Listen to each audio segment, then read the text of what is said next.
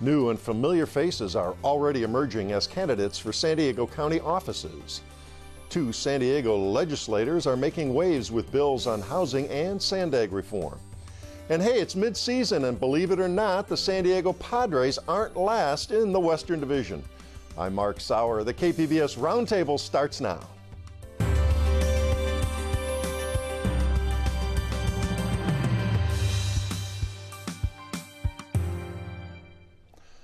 Welcome to our discussion of the week's top stories. I'm Mark Sauer, and joining me at the KPBS Roundtable today are reporter Joshua Stewart of the San Diego Union Tribune. Hi, Josh. Hi, Mark. Good to have you here today. Matt Hall, editorial and opinion director at the Union Tribune. Hi, Matt. Good to see you again, Mark. Glad to see you back. And San Diego sports writer Jay Paris. Hi, Jay. Hey, Mark. Let's go. Glad you're here today.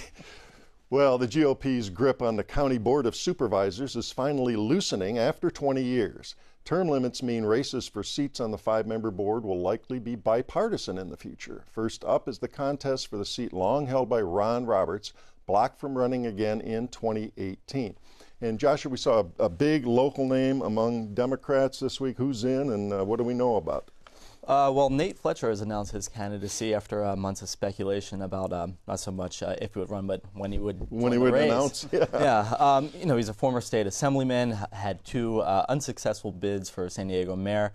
He started in the assembly as a Republican, then he became unaffiliated. Now he's a Democrat. So you know, he's well known. You know, people have their opinions about the guy.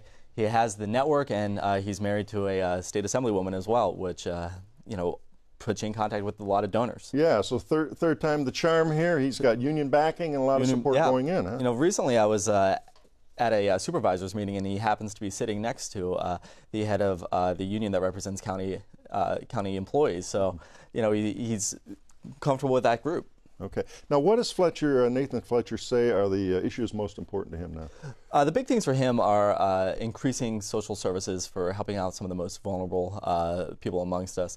It involves a lot of making sure that they are connected with services like food stamps, medical assistance, psychiatric care, and you know, there's been a lot of support in particular for assisting homeless people across the aisle. So you know, that's a big thing for him as well. Okay, Matt, we talked about some of the positives and support that he may enjoy. Any baggage or negatives here for Mr. Fletcher? Well, there is some baggage there. I mean, clearly he's a dynamic guy, and when I interviewed him the day after he lost the mayor's race, I said 2 things to him. One is, you have better hair than I do. And the second thing was, you got a pretty good future ahead of you. But the baggage could come into play in this race particularly. Josh mentioned his party affiliation. We're still not really sure what that is. Clearly, he's in the Democratic camp now, but I think it won't be it won't be difficult, right, to make hay of that. And so we'll see in what happens. I think the interesting dynamic of this race too is that it is a pretty safely Democratic seat. Yeah, I wanted to ask you guys about so that. I think Josh can probably speak to that better than I, but that could come into play here too. I mean, obviously his wife unnamed so far in this show, but Lorena Gonzalez, who's a powerhouse both in Sacramento and here in San Diego. Right, and we're gonna be talking about her in detail on another segment on this show. Well, tell us about that district. Generally, where is it? And the party affiliation does favor Democrats in that race. Right? Yeah, it largely includes most of the city of San Diego. It's probably easier to say what it doesn't include, and that's probably Point Loma and Barrio Logan mostly. But it has a very strong Democratic majority, you know, over 40%. And after that, it's unaffiliated voters. And, you know, Republicans are just a small sliver in that district. So any Democrat that runs is going to have a head start just in terms of voter registration. However, on the ballot, they don't list party affiliation. So, you know, you're going to have to develop that as a candidate in order to get people from your political party to jump on board. Jay? Because he's, you know, jumped both sides of the aisle, really, can he build a coalition that maybe other people can't? I mean, he possibly could, but that could also work against him too. You know, there are people from both parties that, like purists, people that have been a member since, you know, they turned 18 and registered to vote for the first time. And whenever you switch it, you know, you're going to dissuade some people, or they're going to think you're an opportunist. But, you know, at the same time, too, it does give you connections to other people, and you can oftentimes make 2 cases for a point. You know, you can make a conservative argument, and you can make a liberal one as well. So you can appeal to the centrists, perhaps. And all Matt? politics is relative, right? So obviously this race will be defined by who runs in the race. Right now you have Omar Passons, who's in on the Democratic side, a guy who's pretty well known in a small segment of San Diego, but maybe not to the broader public. But he's taken a lot of action to make his kind of footprint bigger. And then on the Republican side, who knows what will happen? Lori Zapp is rumored to be running. I mean, current councilwoman who's going to be termed out herself. Yeah. True, and you know, Bonnie DeManis maybe kind of steps in, and obviously that, like Nathan Fletcher, is a big name known to a lot of people over a long period of time. We talked a lot about Nathan's party kind of dance. The other negative that people attach to him is his attendance record in the assembly, which seems like a wonky thing, I think, to a lot of people. So it'll take kind of an artful opponent to make that register with folks. But I think that's something you're probably going to hear a lot about in the campaign, too. Well, Josh, let's talk a little bit about, Matt mentioned the other Democrat who's already in the race, Omar Passons. Tell us about him. He's got kind of an interesting background. Yeah, Omar is certainly interesting. He grew up in the foster care system, bounced around. He says, he has hundreds of siblings just from, the other boys and girls that have been a part of his life when he was a youngster. He's worked in public health, and he's been a big advocate for those sorts of issues. He's running, like a lot of people in this race, to increase county services, particularly for the most vulnerable. Speaking from his own personal experience, he's talked a lot about making sure that there are adequate support and funding for the foster care system, and additionally for homeless people. He lives in North Park, and other than that, he's also really into craft beer. So, and we should say for our radio audience, he's an African American, which is another interesting point. I've covered in my career as a reporter a lot of stories in the foster care system. It is remarkable to come out and have that kind of achievement out of that system. It's very difficult for a lot of the kids. Has a law degree as well. He's done a lot of work in public advocacy. So Matt, you had mentioned Bonnie DeManis, who has just recently stepped down as district attorney here, and she's seriously considering jumping into this race as well for Ron Roberts' seat. Why would she want to do that at this point after a long career in public service? That's a good question. She ran for mayor. That was against Fletcher and some other big names in one of the kind of more memorable mayoral races. And after that, you kind of wonder, maybe that's, she goes back to being DA for years. It's kind of being a DA here. It's like a Supreme Court term. If you want to stay, you can. But clearly she has something in mind, because she kind of greased the wheels for her replacement, who we'll talk about in a few moments, I would assume. But so that's a big decision for her to make, and that would really change the dynamics of this race, because it's one thing to have two Democrats pairing off against each other, but if you have a big name Republican, eventually a Republican's going to get in. The question will be, how big a profile will they have, and Bonnie carries a big one. Well, let's switch briefly to this race for district attorney. Interim DA Summer Stephan now is handpicked by Bonnie DeManis. She has a leg up going in, but she has an intriguing opponent who's emerged. Tell us about that. Yeah, that's super intriguing. A public defender who has a big anecdote to share. About a year and a half ago, was pulled over by and we should give her name here, which we haven't done for the radio. Right. Yeah. Thank you very much, Genevieve. Yeah, Josh actually wrote about the story, so you probably want to share the details. details. Tell us about her background and all. And this anecdote is really interesting. Yeah, she's been a public defender for better part of probably around like 12, 13 years now, and she's always worked with those sorts of clients within the public sector. But she had an interesting interaction with city police around a year ago that she posted on Facebook. She was just driving home. She was coming out of, I believe it was around Mission Bay, and she gets pulled over. African-American woman, we should note for the radio folks. And she gets pulled over and gets detained, taken out of her vehicle, handcuffed, put in the back of a squad car. Not only is it just one cop, it's like 8, all there. And they're like questioning her about her registration, and she's able to figure out that they think her car, which was new, had just gotten temporary plates. They thought it was stolen. Okay. And she's telling them, look for my registration. It's in the glove compartment. Look for my registration, and they're not going for it. And eventually they go and look exactly where she said, and there's her registration registered to her. And off she goes. It was just, this case of mistaken identity where they somehow thought that she was driving a stolen vehicle. So as a public defender and with this kind of experience in her life, she would bring, you would think, a different perspective from the career prosecutors who normally run for DA. This is going to be a very distinctive race. I mean, these are clearly two, Summer has been in that office for a long time, has a track record that she can run on both to her kind of benefit and cutting against her. And then, the public defender's office is such it's a complete antithesis of obviously the district attorney. But in this age, the last couple of years of Black Lives Matter and police issues, I think her anecdote alone, which got 52,000, I think, views on Facebook, and probably more since now more people know to look for her and that video, is going to reach a wide audience. I think that race will ultimately get settled on issues, Right. But that could give their personalities will separate them at the All right, already heating up, even though we're a year out. This is going to be an interesting election year next year. Well, let's move on. Congress may be having trouble, but the legislature in Sacramento is moving right along. 2 bills from San Diego politicians are making their way, one reforming the San Diego Association of Governments, the other providing funds for new housing. San Diego County lost nearly 3,600 subsidized housing units in the last 20 years. Rents have increased by 1/3 in the past 15 years, while wages have slightly decreased. Half of renters here pay 1/3 to 1/2 of their income in rent. But state help on the way? Well, let's see about that. So, Matt, tell us about this bill, Tony Atkins' bill, just passed the Senate. Yeah, it depends on your definition of help. I mean, okay. What Tony Atkins' bill will do it will charge a $75 fee on certain real estate transactions, up to $225, I think, per person. So that could be a hit as you're going to, county building.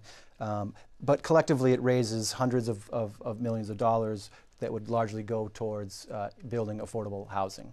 And so our editorial board is of the mindset that helping building those affordable houses is good, but very, very small section of the population. And so we've been critical of that bill. It is part of a larger package of bills that are going through. Something like 130 bills have been introduced this year. Let's be honest. California is not just in a housing crisis; it's become a catastrophe now. 3 news developments I saw just this morning. One is there's this gathering of YIMBY activists. Yes, in my backyard in Oakland right now. 200 activists coming together to try to get momentum behind the idea that yes, we need to build more housing stock, ease regulations, ease red tape. It helps for climate change, and it helps for a wide range of kind of progressive values. And yet, a lot of progressives in Sacramento are looking to help kind of this affordable housing, this kind of tiny sliver of the public. The other thing is the San Diego County Chamber of Commerce came out with a study today of all housing starts in the county, and there are far more applications granted than construction starts. And so that's a problem. It goes to what you just said. There's too many people paying more than 30% of their income for rents or for mortgages, and that's just unsustainable, man. I mean, my kids, I hope they stay in California a long time, but I'm less and less optimistic every day that they will be able to afford a place to live here after they, years out, but after they kind of go through college and look for a house. We see these stories all the time. I'm going to move out. I'm just going to tell them. Come on, man. I'll be right with you. Yeah. Well, some of us have seen that. And we'll need a bigger house. Some of us have seen that happen already. Well, but that's a story either moving in and multi-generational houses. You hear that advertised now. Put a new wing on for the multi-generational family. But also a lot of anecdotes and newspaper stories of families who can't afford to live here. They're moving to Nebraska or Michigan or somewhere else where housing is a lot. Story just this morning in Google's backyard in Mountain View. It's the highest rate ever that the working poor are living in RVs. I mean, that just shows you. There's anecdotes like that every day in newspapers across the state. Seattle as well. Really is a problem. Amazon taking over up there. It's crazy. Well, these bills we're talking about, and as we say, there's something like 130 that are there now. Is this one, the one we talked about with Atkins, are they symbolic, or any of them really have any teeth or any weight? Some people say they are virtue signaling, that they are kind of symbolic. Tony would tell you that it's a bill that helps, a defined group of people, and that gives them kind of, entree to a house. But there are the counter argument, which is help people in the middle. If you can kind of streamline building processes, which red tape, and that may be different to each kind of government agency, each city. But clearly more housing is going to push the prices of housing down. And we didn't even talk about the SANDAG bill, but that's an interesting one too. We'll get to that in 1 second. One last question on this before I shift gears is some of the other expensive markets in the place have ideas worked there that haven't been tried necessarily in California? Yeah, there's, we talk about Boston a lot, and not just because I'm from there, but they've done some very innovative thing with, kind of prefab houses, and I think there are ways to do that. The problem with affordable housing, quote unquote, is that those houses cost $300,000, $350,000, where you can get, if you can decrease the cost to build some sort of housing structure, whatever that is, and use innovation to do that, I think it's a little, that money will go a longer way, right? I mean, it's pure math. Yeah. Well, let's talk about from housing to transportation at San Diego Association of Governments, a long-term planning agency here, SANDAG and all. Bill moving through the state assembly would kind of upend how they operate. Tell us about that, Bill. Who's got the background on that one? Well, Josh. AB 805, I can talk a little bit about that one. It does basically two things. One, it creates audits. It allows an audits of SANDAG, which is something that has been argued for after the questions about the accuracy of SANDAG's forecast models for revenue from a sales tax. Basically, Voice of San Diego had a big story a few months ago. Yeah. They found that that SANDAG's projections were not accurate, and those inaccurate projections were then used to sell to voters a ballot measure. The ballot measure failed, so it was a moot point. But now there's calls for oversight, and that provision of this bill seems to have much more support, even from some people that might be supporting it while kind of faking a smile. The other thing it does is it changes the voting structure on SANDAG. Currently, it's a two-step process. Cities have to pass. The member cities have to pass any sort of measure just by a regular majority, usually by a regular majority. But then there's also a weighted provision where by population different cities have more votes than others, with the more power to the larger cities. What this would do is eliminate the just regular old vote, the simple majority one, in favor just for the weighted ones. So it would give San Diego a whole lot of power, San Diego City itself. And there's been some revisions to prevent the larger cities in the county from just completely dominating. But of course, the smaller ones are concerned about losing power and influence, and a lot of the money that they get for some infrastructure projects from SANDAG. Now, we should say who's behind this bill. It's a champion, and we've mentioned her already. Gonzalez, who we just mentioned, Lorena Gonzalez-Fletcher, and she's the champion of this, but she's taking a lot of heat from a lot of these smaller cities who don't want to see these Well, it's reforms. a very interesting dynamic. I think most people would agree that SANDAG could use some auditing help, a lot of it. To put a name to the reporting, Andy Keats has done tremendous work over at Voice of San Diego, and it's not just this most recent SANDAG proposal, but he's gone back and found that in Transnet in 2004, the numbers also weren't what they should have been. The voters weren't shown the numbers that they should have been. So the question is, what do you do? I mean, basically, Josh summed it up pretty well. SANDAG basically has a voting structure kind of like the House of Representatives and the Senate, right? And so the Senate is known as the world's greatest deliberative body for a reason. So I personally think that keeping that vote and franchising the smaller cities, there are 19, for those who don't know, 18 cities in the county plus the San Diego County government. So there are 19 votes at SANDAG. So in theory, 10 of the smaller cities could dictate or work through some policies that the others didn't agree with, the larger cities, San Diego and Chula Vista specifically. But isn't that what this is about? It's a regional planning agency. I mean, let's call it what it is. It's a regional planning agency, and so it helps to have a network connected with those smaller cities. Lorena will tell you that I think it's, 70% of the population in a very small number of cities. Well, we'll see how this plays out. It's in the midst there, and there's going to be a battle about it, and we'll let everybody know once this thing works its way through and how it goes. Well, after a terrible start, San Diego's lone big league pro team has been playing better of late. The Padres, living up to dismal preseason billing, are more than 20 games out of first place. Yet, they're still drawing nearly 26,000 fans per game at Petco Park, which remains a delightful downtown venue to see a game.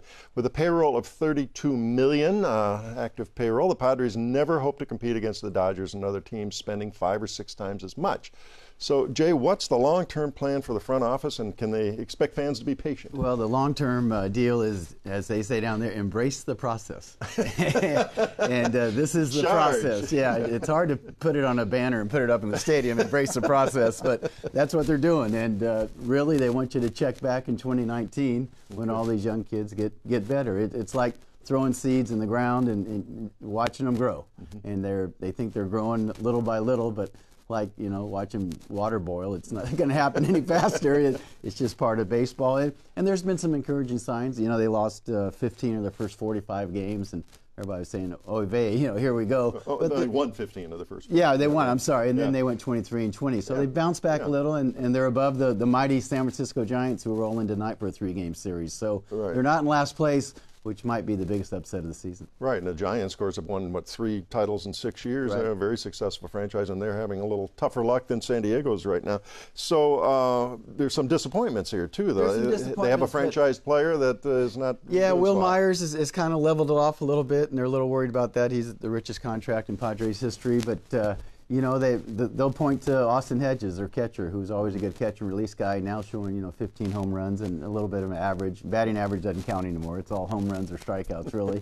And then Hunter Renfroe, a rookie, leading the team with 16 home runs. They're high on him. A little bit better plate discipline. Jose Perella, Manuel Margot. These are names that maybe people don't know yet, but they're going to be around for a while, and they think they have a sustainable way to win baseball games, and Padre fans would like that. They're heading toward their 7th straight losing season. Well, let's talk a little bit about why baseball is unique among major American team sports in terms of rich teams and the not so rich. No salary cap in baseball. There's no salary cap, and there is revenue sharing, but not to the degree as in the other places. Look, those guys are making money down there at San Diego at Petco Park, especially with that low payroll, although they're still paying other money, international signings, and to players that aren't on the team. But there is that big gap.